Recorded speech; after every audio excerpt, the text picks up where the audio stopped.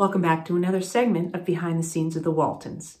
Today, we have a segment of Ask Judy. If you're enjoying these, please do hit like and subscribe. Today, I'm going to talk about some various different aspects of filming and camera angles and sets and things like that, how we make the movie magic. I was recently, for some reason, looking at the segment The First Day, and a question had come up for me as I watched about there's a whole sequence on the bridge towards the end of the episode when the students who have been harassing John Boy corner him on the bridge. And I looked at this bridge and I thought, where the heck did they shoot this? And so recently when I was talking with John Dayton, I asked him about it and he sent me back some notes. He watched the episode and he sent me back some notes. And so it began to put together a puzzle of the way in which this episode, The First Day, was shot. So what John said about this bridge, because I had said, well, it kind of looks like the bridge from Drusilla's Pond, and that water was the only water I knew of that existed on the Warner Brothers lot. So I couldn't figure out where else they might have shot that.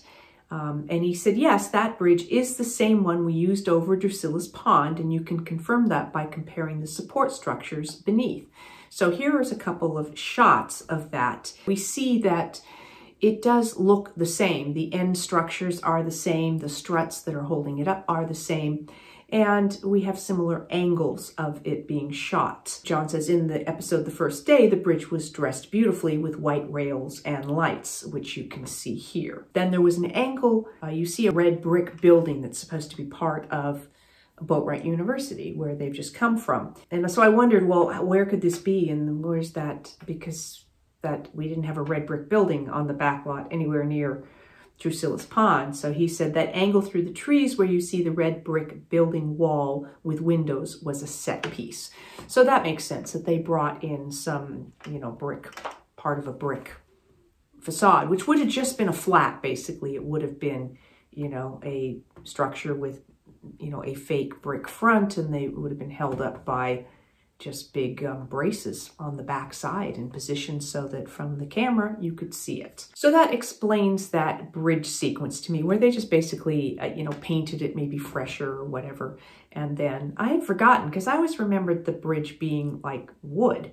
I didn't remember it being painted white, but in the episodes I showed you, The Job, The Romance, it was indeed white. I think at other points in the series it was not painted. So they would have just freshened up the paint and added those light poles and stuff like that. Amazing what they could do with set dressing. As I looked on with that sequence, after they come off the bridge, there's an angle heading towards where the gazebo was. Well, the building that's just off to the left as you see them go by, that was actually the schoolhouse, or the church, the schoolhouse that doubled as the church in Midwest Street. So I thought that was interesting, which brought us into this next aspect where John said, looking at the episode now, I am amazed at director Philip Leacock's clever use of angles on Midwest Street.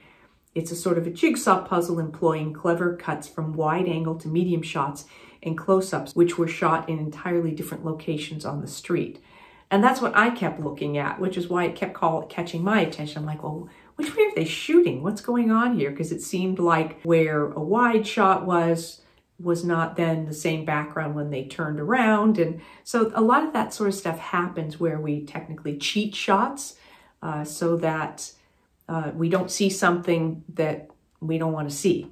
And when you have an area where there's a lot of different options, then you can just sort of move things a bit and say, okay, well, we're going to, instead of turning it around directly where somebody is so we see what was really behind them, we're going to move it a bit and we're going to pretend that what was really behind them was something else. And when it's edited together, we don't know the difference. When John Boy first comes and parks in that spot that was Professor Goat's parking place, faculty parking, as he heads towards Boatwright, I'm looking at this building behind him and I'm thinking, where is that? And as it went on, what I realized was that actually is still the schoolhouse / church.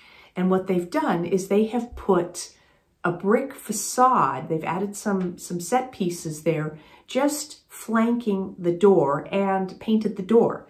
So if you see here, here's the schoolhouse front, and then here we see it's redressed as Boatwright, and then we see the side of the schoolhouse, and you can see that it only the front of had the brick facade added to it, because that was really all we needed to sort of establish that red brick look of Boatwright University. So, and here, if you look at this little sequence from the fire, and you see the schoolhouse, you see that medallion that's just above the door. So we didn't always see that when we saw the school or the church, but in this case you see that, which you also see in some of these long shots of the redressed brick facaded version of that building. And then in the Easter story, the schoolhouse is now being used as the church, and you also then see the side of the building and you see that medallion above the door. So here's how I would look at these and go, oh, that's the same building. But they go by so quickly that you wouldn't notice it. Unlike us, we were there filming, so I'm like, wait a minute, I know Midwest Street and I know that building. Also in the episode, there was a scene with the car mechanic where John said, the scene with Richard and the car mechanic was shot inside the old fire station, which was located inside the university main entrance. By the way, the same building used in The Music Man, where the band kids come out in uniform playing 76 trombones, with the camera following them as they march to the fabulous ending scene with credits. That was shot in 1961, and the street and area was still the same when we were in production 10 years later. So how cool was that? Just so much history on that lot. And that gazebo, of course, you've seen multiple times in different shows, films, all of that, including the opening credits for the show Friends, where they were like around a fountain and in a gazebo.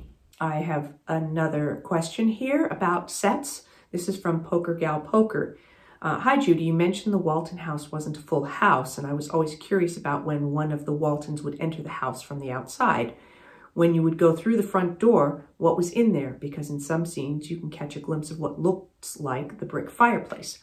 That's true. There was a little bit of stuff inside there so that when you did catch it, it didn't look like it was completely empty, and you didn't see through to the fact that there was just grass and stuff behind there. In the episode The Burnout, when John goes into the house, when the fire is happening, you see a little bit of a fake brick section there. So, of course, in the house, when you entered the living room, the brick fireplace was pretty much right there next to the staircase.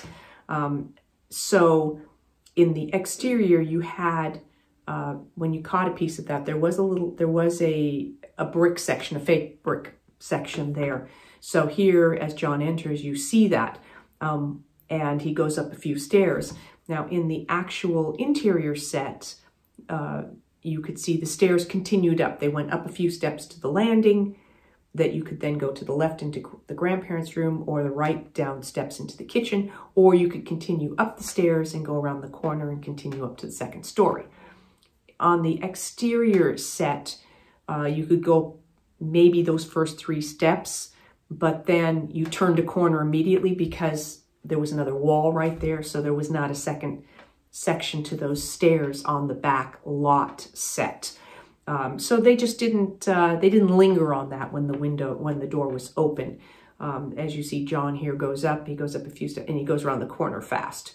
You do see a piece of that brick fireplace there, but the distance between where the front door was and where that fireplace was on the back lot set was not very deep. It was maybe 5 feet as opposed to, whatever it was, 10, 12 feet in the actual interior set of the living room. So, but I thought they did a really good job of sort of making it believable that it was still the inside of the house. And then from the interior porch set, like on the soundstage, we had a front porch set that we often used. So in the episode The Woman, you see John come up the stairs. Now he's outside on the exterior set, and you can see they're shooting through the door, but then you are intercutting with a scene with Olivia and Grandma talking, where John's looking in at them. So one was shot on the back lot where you see John, because you can clearly see the whole front yard behind him. And then we shot the interior on the soundstage, and then they just edit that together, and it looks like it's all in one place. That's what I have for this segment of Ask Judy. I'll be back with more behind the scenes of the Waltons and more Ask Judy. Thanks for watching.